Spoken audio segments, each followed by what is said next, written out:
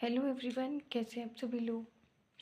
तो इस वाली वीडियो में हम लोग बात करेंगे अपने 2 marks important question of pharmaceutical jurisprudence और ये आपका सेमेस्टर 5th है।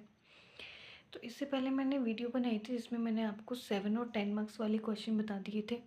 आज इस वीडियो में हम लोग कंप्लीट करेंगे। आई थिंक इसके अंदर 30 क्वेश्चन है कंप्लीट आपके, और मोस्ट ऑफ द क्वेश्चन मैंने सारे प्रीवियस ईयर क्वेश्चन पेपर से ही लिए हैं आपके, और बाकी जो मुझे इंपॉर्टेंट लगे मैंने इसके अंदर ऐड कर दिए हैं। क्वेश्चन नंबर 1 की बात करते हैं। पहला इसमें, right the objective of drug and cosmetic act. Drug and cosmetic act हमने यूनिट नंबर 1 के अंदर पढ़ा था। तो ड्रग एंड कॉस्मेटिक एक्ट के ऑब्जेक्टिव क्या होते हैं उसके बारे में पूछा गया है।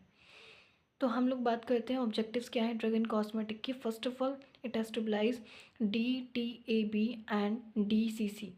जो दो कमेटी पढ़ी थी हमने अपने यूनिट नंबर 2 के अंदर, ड्रग टेक्निकल एडवाइजरी बोर्ड और ड्रग कंसल्टेटिव कमेटी, उन दोनों को स्टेबलाइज करने में हेल्प करता है हमारा drug and cosmetic act. Ensure the safety and effectiveness of a drug and cosmetic. आपकी ड्रग और कॉस्मेटिक की जो सेफ्टी और इफेक्टिवनेस है उसको इंश्योर करना। साथ में ही रेगुलेट करता है import and manufacturing of drug, तो spurious drug don't get manufacture. जो हमारी ड्रग है उनको बनाना और उनको इम्पोर्ट करने का काम भी कौन करता है, कौन रेगुलेट करता है, ड्रग एंड कॉस्मेटिक एक्ट। ताकि हम मतलब जो आपकी स्पूरियस ड्रग होती हैं, जो नकली ड्रग होती है, उनको ना बनाया जा सके। तो ये आपका क्वेश्चन नंबर 1। क्वेश्चन नंबर 2 की बात करते हैं। Define miss branded drug. Miss branded drug कौन सी होती है उनके बारे में यहाँ पे पूछा गया है। तो अ ड्रग में भी मिस ब्रांड इफ़, एक कोई भी अगर हमारी ड्रग है उसको हम लोग मिस ब्रांड बोल सकते हैं अगर वो ज़्यादा कलर्ड है ना। जो बेसिक आपकी ड्रग होती है अगर वो उससे ज़्यादा देखने में कलर्ड लग रही है, या फिर ज़्यादा उसको कोट किया गया है, या फिर ज़्यादा पॉलिश की गई है, जिसकी वजह से क्या है कि उसकी जो थेरेप्यूटिक वैल्यू है जितनी है उससे ज़्यादा दिखाई दे रही है, तो उसको हम लोग बोलते हैं मिस ब्रांडेड ड्रग। या फिर उसका जो लेबल है, लेबल जिसके ऊपर आपका सारा लिखा हुआ होता है, उसकी एक्सपायरी डेट और वो सारा चीज़ उसकी लिखी हुई होती है, अगर वो लेबल प्रॉपरली नहीं है, ठीक है, लेबल प्रॉपर नहीं किया गया है उसका, तो उसको मिस ब्रांडेड ड्रग बोलेंगे। It contain, if container contain any, अगर जो कंटेनर है उसका जिसके अंदर ड्रग रखी हुई है, if container contain any statement which make false claim for the drug, मतलब आपका कोई भी कंटेनर है ड्रग का, उसके ऊपर अगर ऐसा कोई भी क्लेम लिखा हुआ है, ऐसा कोई भी स्टेटमेंट लिखा हुआ है जो कि फॉल्स है।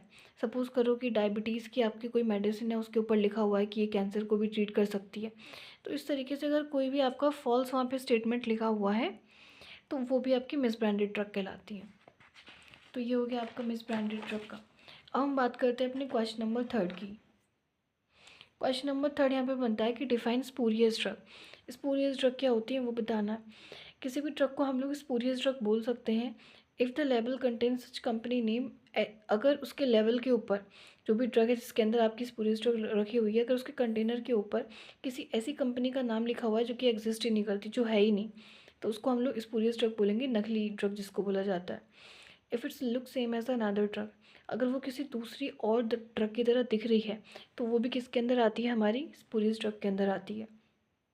It is manufactured under a name which belong to the another name, अगर उसको किसी ऐसी ड्रग के, मतलब ऐसे आपने देखा होगा कि जो दो ड्रग होती हैं उनके जो नेम होते हैं वो सेम होते हैं, तो अगर ऐसे उनको बनाया गया है, किसी भी ड्रग को अगर इस तरीके से बनाया गया है कि जो उसका नेम है वो किसी दूसरी नेम से बिलोंग कर रहा है, सेम सिमिलैरिटी दिखा रहा है, तो उसको भी हम लोग क्या बोलेंगे, स्पूरियस ड्रग बोलेंगे।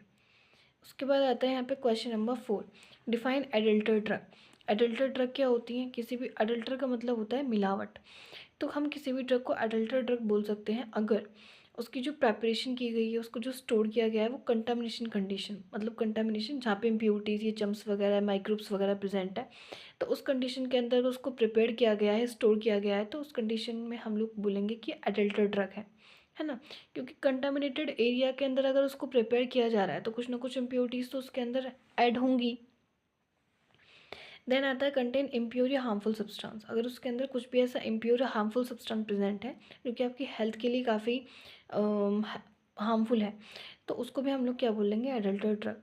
या container made up of poison, जिसके अंदर भी ड्रग रखी हुई है, अगर वो कंटेनर किसी पॉइजन या डेंजर सब्सटेंस से मिलकर बना हुआ है तो उस कंडीशन में भी हम उसको एडल्टर ड्रग बोल देते हैं। क्वेश्चन 5 की बात करें तो क्वेश्चन 5 है यहाँ पे आपका define DTAB।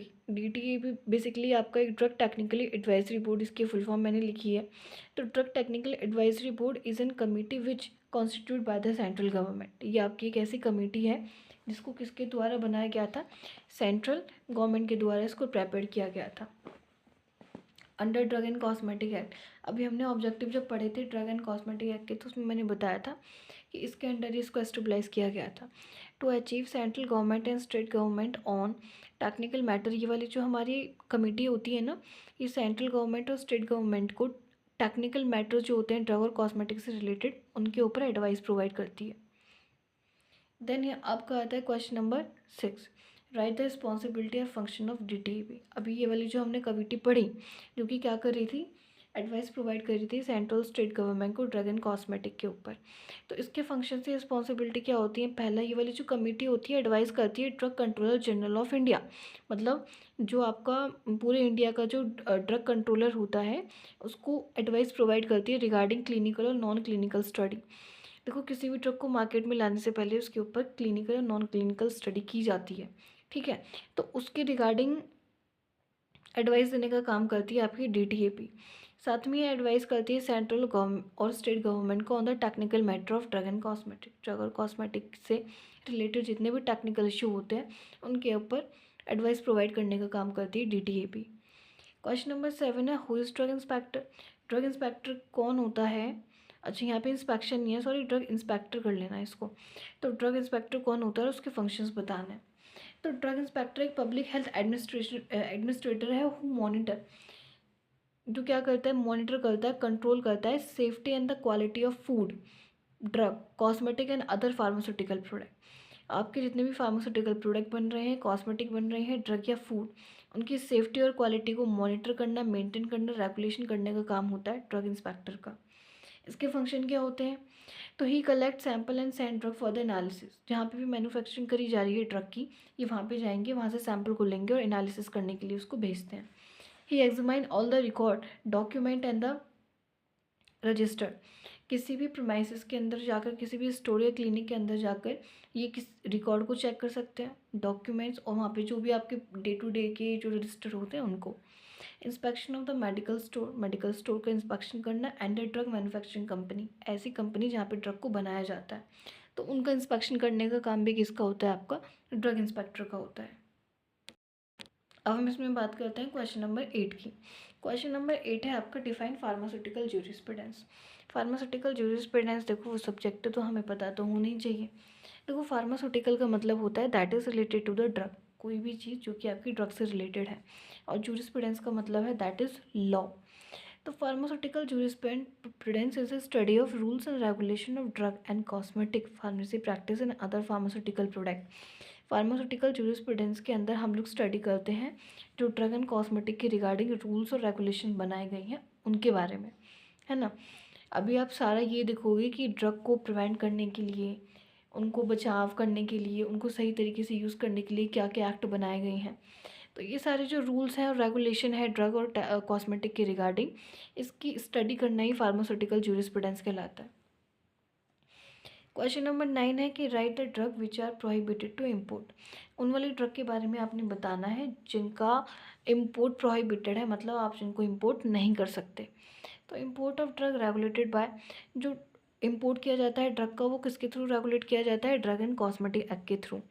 The drug which are prohibited to import are, ऐसी कौन कौन सी ड्रग है जिनका जो इम्पोर्ट है वो प्रोहिबिटेड है, जिनका मतलब उनके ऊपर रोक लगी हुई है कि आप इनको इम्पोर्ट नहीं कर सकते। पहले इसके अंदर आता है एक्सपायरी ड्रग, अगर कोई भी ड्रग एक्सपायर्ड है तो आप उसको इम्पोर्ट नहीं कर सकते हो। Drug of the sub standard quality, अगर कोई ऐसी ड्रग है जिसकी जो क्वालिटी है वो ख़राब है ना, या उसमें कुछ मिलावट है, तो उसको आप नहीं कर सकते। एनी मिस ब्रांड स्पूरियस से एडल्टर ड्रग, ऐसी कोई भी ड्रग जो कि मिस ब्रांड है, स्पूरियस से एडल्टर है, अभी मैंने तीनों के मीन आपको बताए थे। तो इस टाइप की ड्रग को भी आप इम्पोर्ट नहीं कर सकते। और साथ में drug with the import without import license, ऐसी वाली ड्रग जिनको इंपोर्ट करने के लिए लाइसेंस की नीड होती है, अगर आप उनको विदाउट लाइसेंस इंपोर्ट करना चाहते हो तो उनके ऊपर भी रोक लगी हुई है कि आप उनको इंपोर्ट नहीं कर सकते। क्वेश्चन 10 यहाँ से बनता है, define repackaging licence and loan licence. Repackaging licence और लोन लाइसेंस क्या होता है इसके बारे में पूछा गया है। तो लोन लाइसेंस, लोन का मतलब क्या होता है, उधार, है ना।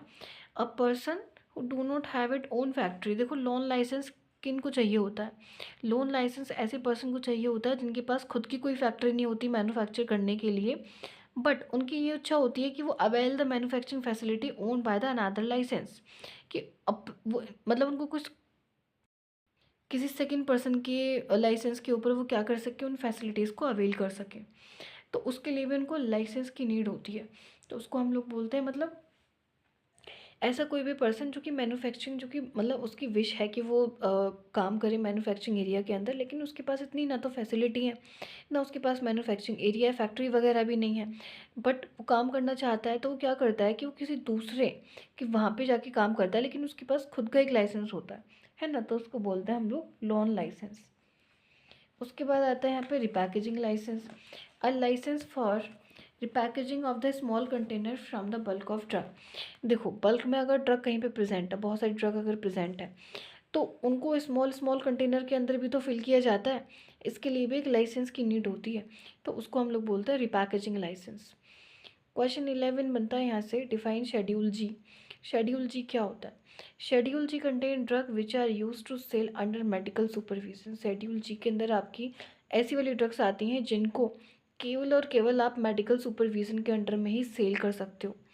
विदाउट, अगर आप विदाउट डॉक्टर की प्रिस्क्रिप्शन के ऐसे इनको सेल करोगे तो ये आपके लिए हार्मफुल हो सकती है। मोस्टली शेड्यूल जी के अंदर आपकी हार्मोनल ड्रग प्रेजेंट होती हैं, एग्जाम्पल जैसे आपका मरकैप्टोप्यूरिन। फिर आता है इसमें शेड्यूल एच क्या है, बेसिकली वैसे तो मैंने आपके सारे शेड्यूल बताए गए हैं, लेकिन मोस्ट जो इम्पोर्टेंट है वो मैंने यहाँ पे लिखे हैं। शेड्यूल एच के अंदर बेसिकली आपकी ऐसी वाली ड्रग्स आती हैं sold under prescription of the doctor, doctor की प्रिस्क्रिप्शन के ऊपर ही इनको सोल्ड किया जाता है। और ऐसी वाली जो ड्रग्स होती हैं इनके लेफ्ट कॉर्नर में, ऊपर की साइड लेफ्ट कॉर्नर में रेड कलर से आर्क्स के सिंबल भी आपको देखने के लिए मिलता है, एग्जाम्पल जैसे कि अल्बेंडाजोल। क्वेश्चन 13 यहाँ से बनता है, define schedule M. Schedule M क्या होता है, तो schedule M deal with the good manufacturing practices and the requirement for the plant and premises. किसी भी प्लांट एंड प्रोमाइसिस को चलाने के लिए क्या गुड मैन्युफैक्चरिंग प्रैक्टिसेस की जा सकती हैं, क्या रिक्वायरमेंट होती हैं, उन सब से डील करता है आपका शेड्यूल एम। इसके अंदर इंक्लूड है, अगर आप कोई भी फैक्ट्री बना रही हो तो सबसे पहले आपने वहाँ की लोकेशन देखनी होगी, वाटर सप्लाई प्रॉपर होनी चाहिए बिल्डिंग के अंदर, वाटर डिस्पोजल, पानी जो है आपका ऐसा ना हो कि वो कहीं वहीं पे एक्यूमुलेट हो रहा है, उसका बाहर निकलना भी ज़रूरी है। Good health of the worker, जितने भी वर्कर वहाँ पे, जितना भी स्टाफ वहाँ पे काम कर रहा है, उन सब की जो हेल्थ है ना, वो प्रॉपर सही होनी चाहिए, किसी को भी डिजीज़ नहीं हो, है ना। फिट होने चाहिए, वर्किंग स्पेस प्रॉपर होना चाहिए, मैन्युफैक्चरिंग एरिया अलग होना चाहिए। तो ये सारे जो काम, ये सारी जो मैन्युफैक्चरिंग प्रैक्टिसेस होती हैं, इन सब से कौन डील करता है, आपका शेड्यूल एम। फिर आता है इसमें क्वेश्चन 14। क्वेश्चन 14 है, what are wholesale license. Wholesale license क्या होता है, wholesale license issues to those person who sell the product from industry to retailers. Wholesale license basically उन वाले पर्सन को इशू, मतलब वो वाले पर्सन को इशू कराते हैं जो कि इंडस्ट्री से बहुत सारा सामान ले लेते हैं, लार्ज क्वांटिटी में सामान को ले लेते हैं और रिटेलर्स को सेल करते हैं। तो उन ऐसे वाले पर्सन को क्या चाहिए होता है, होलसेल लाइसेंस। जैसे यहाँ पे देखो आपकी इंडस्ट्री है, इंडस्ट्री से सामान बहुत सारा लार्ज क्वांटिटी में सामान ले लिया होलसेलर को, होलसेलर रिटेलर्स को देता है और रिटेलर पेशेंट को देता है, ठीक है। मतलब और रिटेल सेल लाइसेंस क्या होता है कि रिटेल सेल लाइसेंस उन पर्सन को दिया जाता है जो कि पेशेंट को ड्रग सेल करना चाहते हैं, ठीक है। ये वैसे मैंने आपको यूनिट 2 के अंदर अच्छे से समझाया था। जैसे कि सपोज़ करो कि आपकी इंडस्ट्री है, वहाँ से जो होलसेलर होते हैं लार्ज क्वांटिटी में ले लेते हैं सामान को, उसके बाद वो गांव में जो शॉप वगैरह होती है वहाँ पे लाते हैं, फिर जो शॉप बनी हुई होती है गांव के अंदर वहाँ पे पेशेंट आते हैं उसको ले जाते हैं।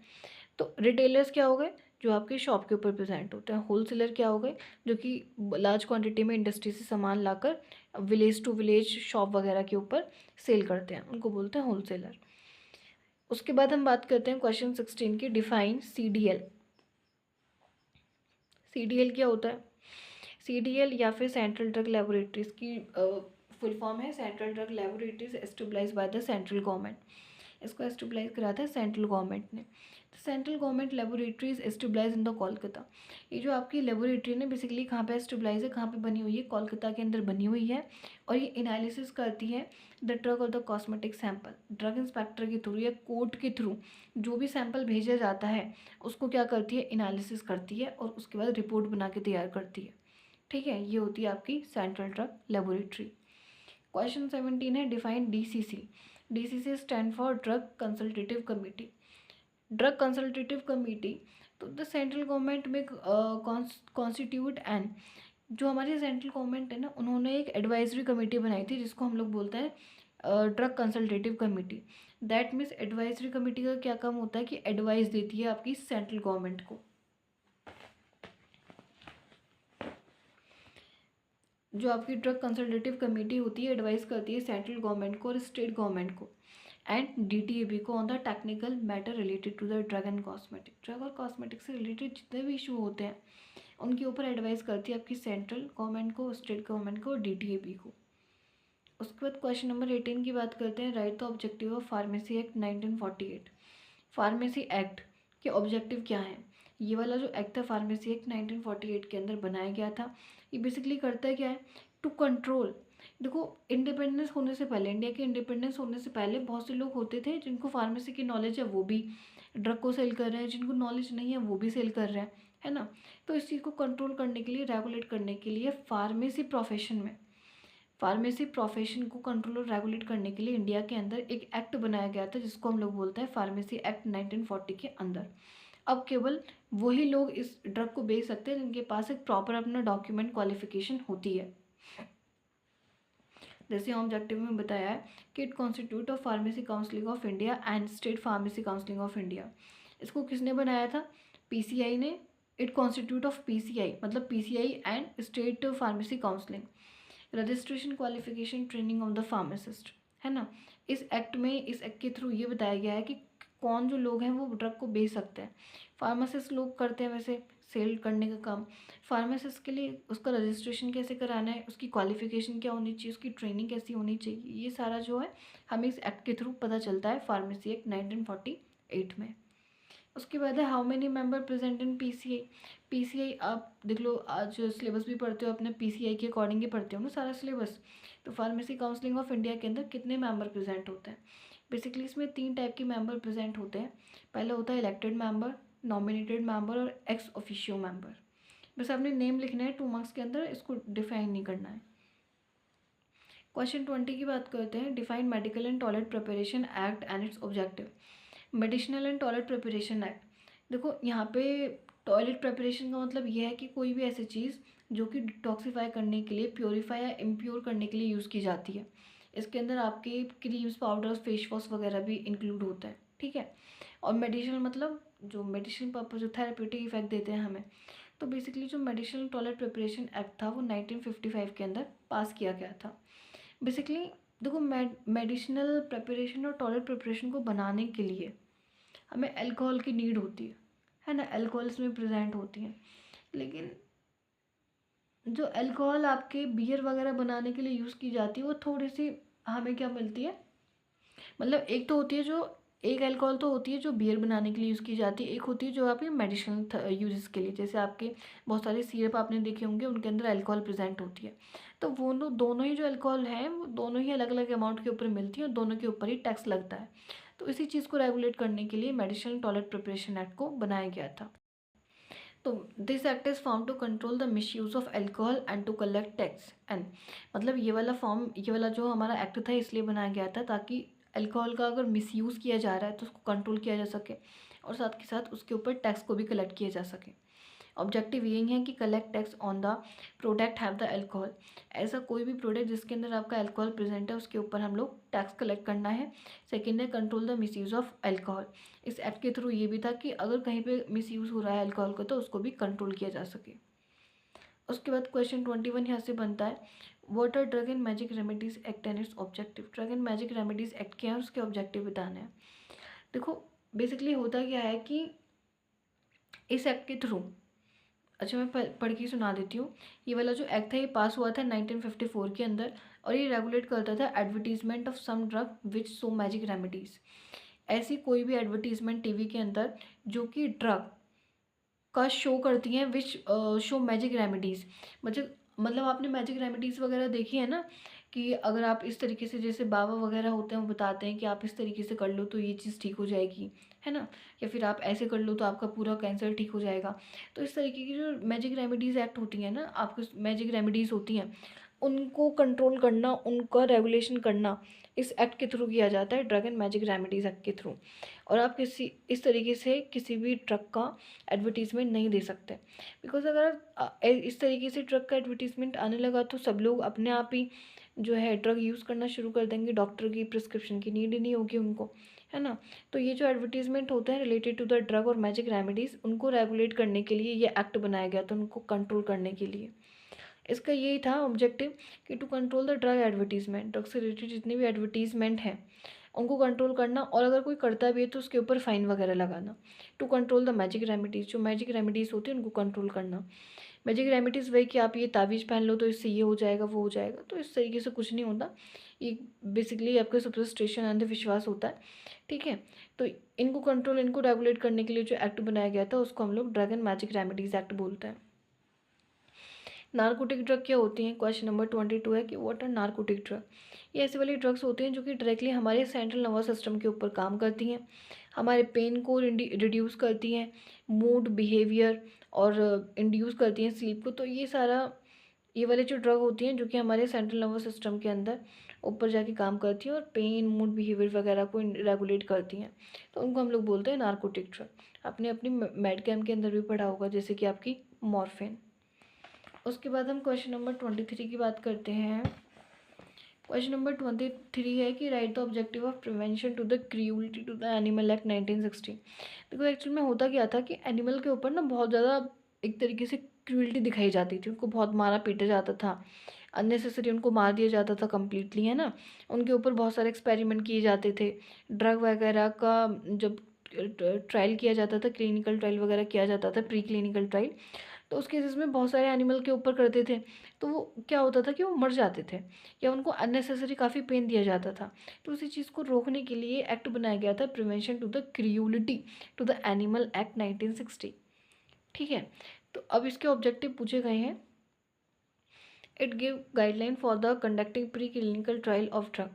प्री क्लिनिकल ट्रायल कब, जब भी कोई मार्केट के अंदर ड्रग आनी होती है ना, तो सबसे पहले उसका प्री क्लिनिकल ट्रायल होता है, फिर क्लिनिकल ट्रायल होता है। प्री क्लिनिकल ट्रायल के ऊपर क्या करते हैं, उस वाली ड्रग को हम एनिमल के अंदर एडमिनिस्ट्रेशन करके उसकी सारी फार्माकोलॉजी को चेक करते हैं, ठीक है। तो उसको किस तरीके से किया जाना चाहिए, जो भी आपका प्री क्लिनिकल ट्रायल है उसको किस तरीके से कंडक्ट किया जाना चाहिए एनिमल के ऊपर, उसकी रिगार्डिंग गाइडलाइन प्रोवाइड करता है ये act. To control given unnecessary pain, किसी भी एनिमल को अननेसेसरी बिना वजह कोई दर्द वगैरह या पेन वगैरह देना, ये इसको भी कंट्रोल किया जाता है इस एक्ट के थ्रू, कि ऐसा ही नहीं है कि आप किसी भी जानवर को इस तरीके से मार दो, है ना।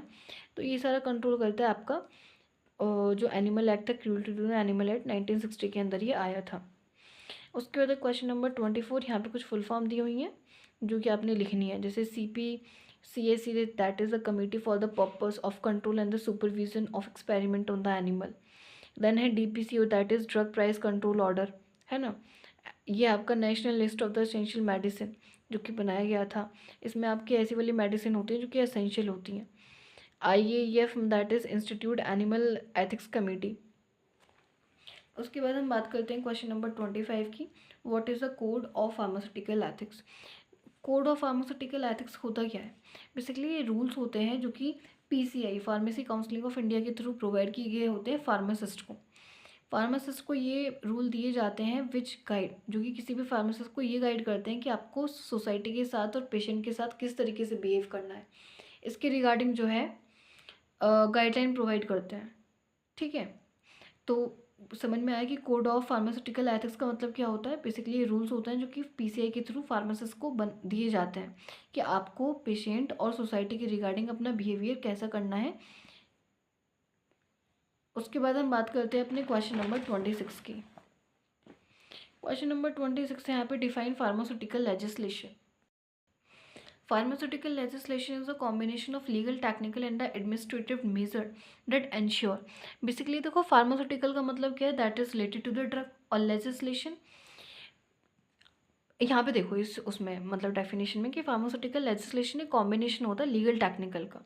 बेसिकली क्या काम करता है, ये इंश्योर करता है safety, efficacy and the quality of medicine. आपकी जो मेडिसिन है उसकी सेफ्टी, उसकी एफिकेसी और क्वालिटी को इंश्योर करने का काम करता है फार्मास्यूटिकल लेजिस्लेशन।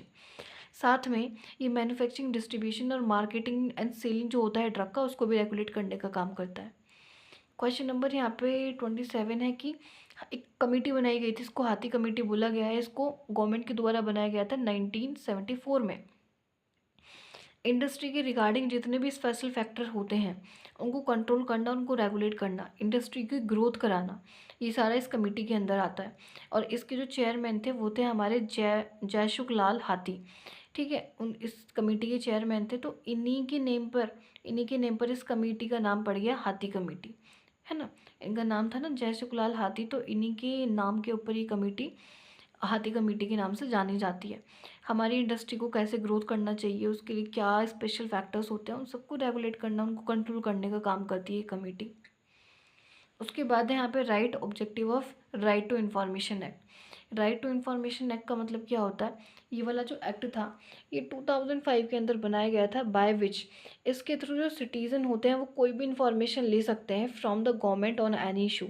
अगर उनको कोई भी इशू लगता है गवर्नमेंट, तो वो गवर्नमेंट से किसी तरीके की भी कोई भी इंफॉर्मेशन ले सकते हैं। ऑब्जेक्टिव यही है कि help citizen and give right information about the working.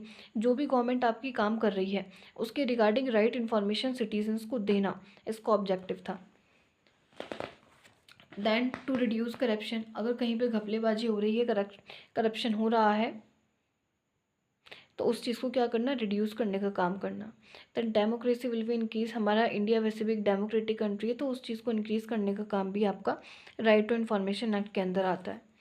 Question 29 है कि what is intellectual property right. Intellectual property right का मतलब ये है कि ये वाला जो एक्ट है ना, ये सेव करता है किसी भी इंटेलेक्चुअल प्रॉपर्टीज़ को। मतलब अगर किसी ने नई बुक बनाई है, कोई उसका नया आइडिया है या नई डिज़ाइन है, तो उस चीज़ को सेव करना, है ना। वरना तो ऐसे किसी ने बनाया दूसरा इंसान उसको छीन लेगा, कॉपी कर लेगा, है ना। तो उस चीज़ को सेव करके रखना, ये आता है आपका इंटेलेक्चुअल प्रॉपर्टीज राइट के अंदर। जैसे ट्रेडमार्क होते हैं, जैसे आपने कंपनी देखी उनके अलग अलग लोगो बने हुए होते हैं, तो ऐसा नहीं कि कोई भी उसको चीटिंग कर लेगा, है ना। उसके ऊपर कॉपीराइट का भी एक होता है, वो भी लगाया जा सकता है। तो ये होता है आपका इंटेलेक्चुअल प्रॉपर्टी राइट। क्वेश्चन 30 इसके अंदर आता है, दैट इज लास्ट क्वेश्चन है कि right national list of the essential medicine.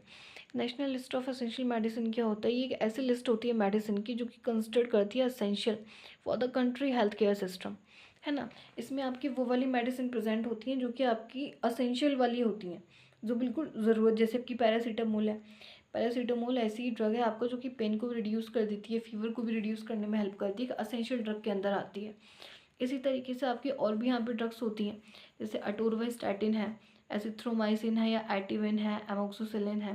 तो बहुत सारी ड्रग्स इसके अंदर इस तरीके से आती हैं। तो आई होप आपको सारे क्वेश्चन समझ में आ गए होंगे। उसके बाद भी अगर आपको कोई क्वेश्चन लगता है तो आप मुझे कमेंट सेक्शन में पूछ सकते हो। इसके जो नोट्स हैं वो मैं आपको टेलीग्राम चैनल पर दे दूँगी मॉर्निंग तक, और इसके बाद हम नेक्स्ट सब्जेक्ट्स के 2 मार्क्स वाले क्वेश्चंस को बनाएंगे। तब तक के लिए आप इसको पढ़ते रहिए। Bye bye.